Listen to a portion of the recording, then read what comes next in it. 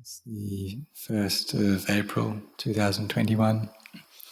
We've just been practicing chanting and recollecting the Buddha, the Dhamma, the Sangha. And we also chanted the Mangala Sutta, which is the discourse that the Buddha gave on the highest blessings in life. And so the Buddha explained each of these blessings that we can find within our lives. And all people want blessings in their life. And so Deva asked this question of which or what things give us blessings.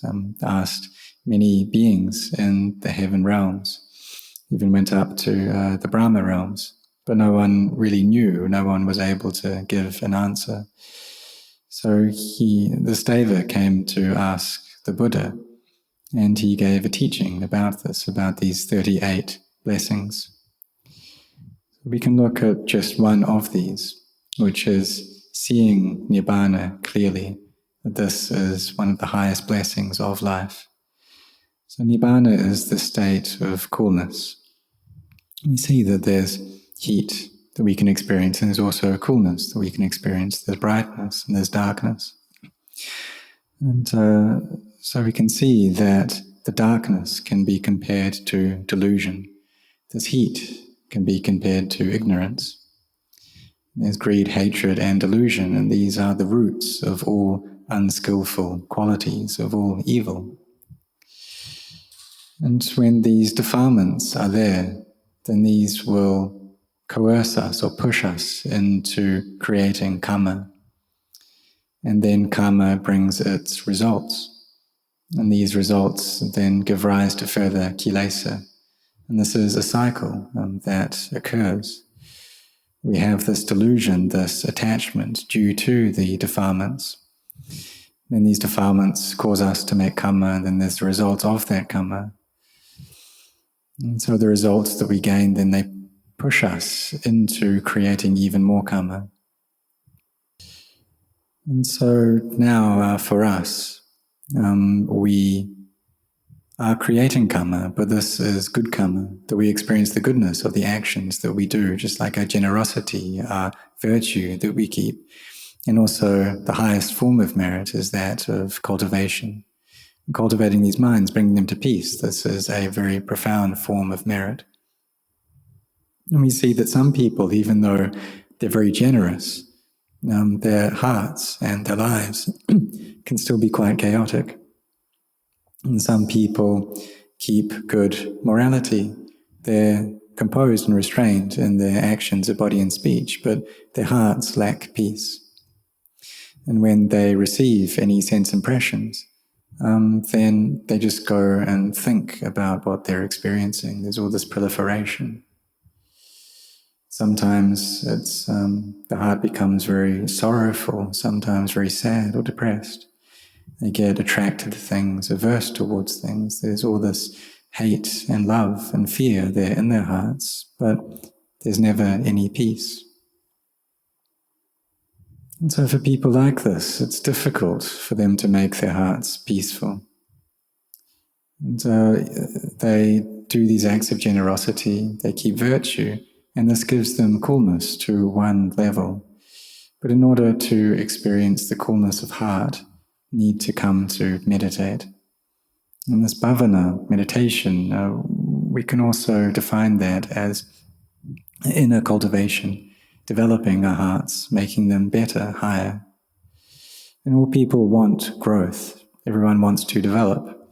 Just from when we were born and we grow up, we wish to develop as we go through our studies, as we go and get a job, then we want to develop through these things. And we do them for the sake of development. But we should see that even though we may really develop external things, there is still a lack of peace in our lives. You see now that the world is extremely developed, but why is it that people still have suffering in their hearts? And even though we have so much technology, we still haven't developed any tools that can make our hearts peaceful and cool. The Buddha passed away into final Nibbana 2,564 years ago, and still people haven't been able to think of something that can bring the heart to peace. We've created so many weapons to the degree that we're able to destroy the entire planet through them. But still, we haven't been able to invent any weapons that are able to destroy the defilements in our hearts. And we just can't think or come up with anything.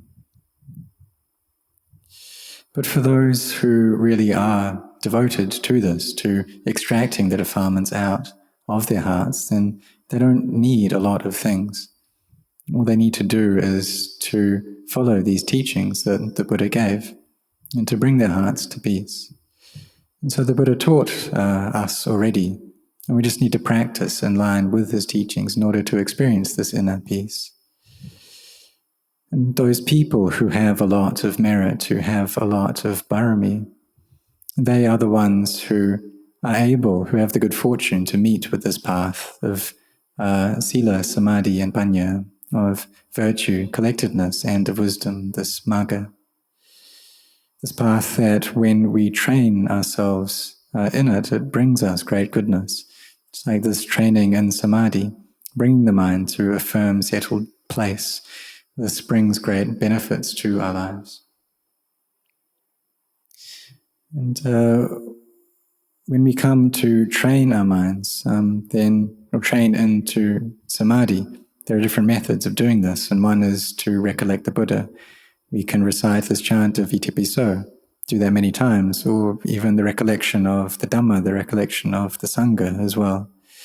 You recollect the good quality of the Buddha, the Dhamma, the Sangha, as the focal point of our hearts in order to bring the mind to peace. And then when it gains peace, then we can just recite Buddha, Dhamma, Sangha, as it gets even more peaceful than just this one word of Buddha.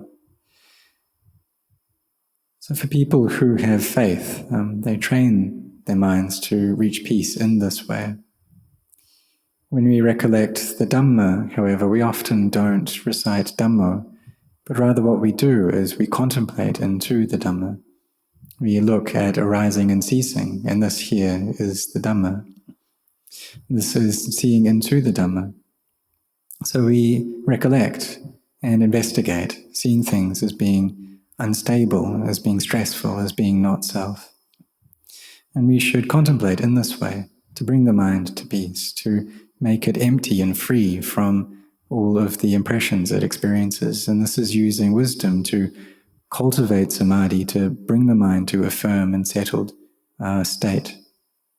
So there are two methods to practice. One is that which doesn't require much thinking. We just stay with peace, using meditation words to bring the mind to stillness. And the other method is using wisdom to contemplate, seeing all things as being empty, seeing the world as just being a heap of inconstancy, a heap of stress, a heap of not self. So this is using wisdom to bring about inner peace. But both of these methods, they require our efforts. They require our sincerity to develop them. And this is something that's really important. And it depends just upon how much effort we have, how much we're willing to put into it. Because if we don't have that effort to make adjustments to our lifestyle, to how we live, we do everything just like we always had done, following our moods and emotions, and chasing after and being pulled along by our defilements, by craving, by clinging. And then we'll always have the suffering there in our hearts. It has no chance to disappear. But if we do change, if we're able to adjust the way we live our lives, to improve our life, to practice, to train our bodies, to train our minds, even though in the beginning it may be quite difficult because we have to go against these habits to follow our emotions and allow them to spill out through our actions of body and speech, to always be proliferating. Even though it's something quite difficult, it's something that we can do. And we're used to not really having much mindfulness, to not having much control over what we do. If there's good things that come up in our minds or in our lives, then we just proliferate about that. If there are bad things we experience, then the mind gives rise to a bad narrative. And there's always thinking, and it goes on without end. And if our lives and if our minds are like this, there's just no chance for peace or coolness to arise within our hearts. But if we have mindfulness, if we have wisdom, then we'll be able to reflect in a way that solves the problems of our minds. So whatever we're thinking about, whatever the mind's proliferating over, then we follow up on that. We know what's happening. We follow after our thoughts. Whatever proliferation is going on, whatever experiences we are experiencing, then we know that. We're able to separate these things out, seeing the mind as being a mind, its objects as just its objects, that these things are different. We're able to separate them out. And so if the mind is in a state of samadhi, then it can do this. It can separate the mind from its objects. But if it's not in that settled state, then we just won't be able to see things like this. We'll take everything personally as being me and being mine. And this is a mind that is deluded in its objects. But if there's a knowing in the mind that's up to speed with all of these objects, up to speed with all of its emotions, with all of its thoughts, with everything that comes in through the eyes, the ears, the nose, the tongue, the body, then we'll be able to put these down. We know these things as they're arising, and then we just put them down. And this is experiencing these objects through wisdom. But if we don't have that wisdom there, then we'll get caught up with them.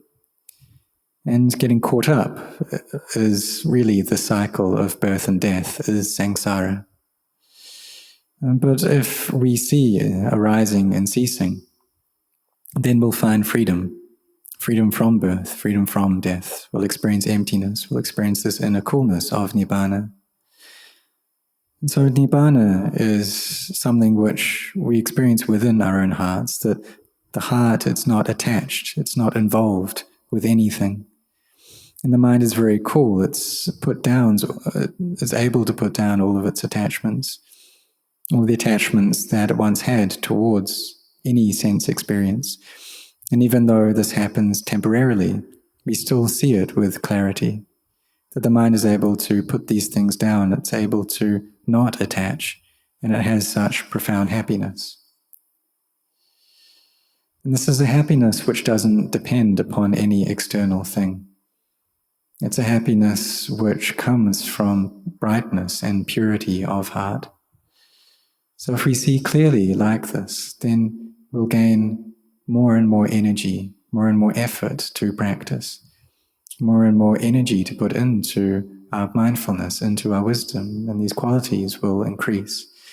We won't be lazy, we won't become disheartened, that the practice just happens by itself. The mind will tell itself to sit in meditation, to do walking meditation, to cultivate itself. So if we're going to understand this quite clearly, we can look into how we cultivate merit. And all of us, we like this, we like merit.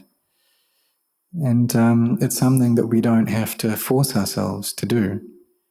Like offering food to monks on alms round, listening to Dhamma talks, we don't have to tell ourselves or coerce ourselves into doing these things. Whatever it is that we have the faith to do, then we're able to do that easily. We can do it a lot. We can sacrifice, just like we all do, because we have the effort to do these things. We have this devotion towards building merit. And we know that once we do it, then we feel the results in our hearts of inner ease, of inner peace.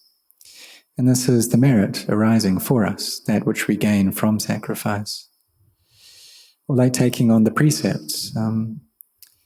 that when we have the sincerity to do that, then we're able to do it. Taking the 8 precepts maybe 4 times a month, or maybe once a month. We can do this. We don't have to control ourselves.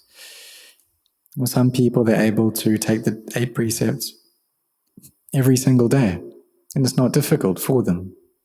And they do these practices with a sense of inner ease, with comfort. And so this is talking about generosity, about virtue. With meditation, however, in the beginning, it can be a little bit difficult. We need to really intentionally put in our efforts towards it. Like chanting this itipiso, the recollection of the Buddha, maybe initially we can just do this 108 times for 1 round a day. Then as we carry on with it, maybe we increase it 2 rounds, 3 rounds, 5 rounds, 10 rounds. And we're able to get there if we practice with sincerity and if we do it continuously. So by creating this skillful karma continuously through the recollection of the Buddha, then we experience the results of inner ease. We carry on doing this, we do it more and more. And then the heart becomes more and more peaceful, more and more comfortable. We don't have to control ourselves, but it just happens on its own accord. There's this joy that comes up. There's a lightness of both body and mind. And then from that we can contemplate into the nature of the body, seeing it as being empty. And then there's even more inner peace and comfort that arises. So this path of generosity, of virtue, of meditation is something that we can do. We can practice like this. Bringing the mind to peace where it's able to separate out from its objects, seeing into emptiness with clarity. Reaching this original state of purity, of brightness of the heart. And using wisdom to see into all things and see their nature of not self and putting them all down. And here wisdom arises. So at this point, then this path of sila, samadhi and panya comes together. The marga comes together into one thing. And we see the Dhamma within our own hearts. We see the Buddha there within the Dhamma. So if we were born during the time of the Buddha, perhaps we would have had the opportunity to be very close to him. And but this would just be being close to his physical body. And even that would be a great amount of merit. But if we see the Dhamma as well, then the mind rises up above the world. It goes beyond all of its impressions, all of its objects. So may all of you train your minds like this, to not retreat, to have the sincerity. If you're lazy, then practice. If you're feeling energetic, then practice. Do it every single day. And go through these meditation words, these mantras, many, many times. Initially, we may be intent to do this for 1 month, and we go on to 2 months, to 6 months. And as we carry on doing this, the amount of merit that we are creating grows and grows. And through this, we're able to understand, gain clear knowledge. So we're all very fortunate. We have this great opportunity now. We have the merit to meet with this path, to have a body that is healthy and complete. So we should use that well to put in our efforts. And this is especially important for the monks, to really put in the effort to practice, to not be heedless. And so may all of you have effort and carry on in this practice. May all of you see clearly. There's no need to doubt about this path, because this path is the way that will take us to seeing the Dhamma for sure. So may all of you set your hearts on this.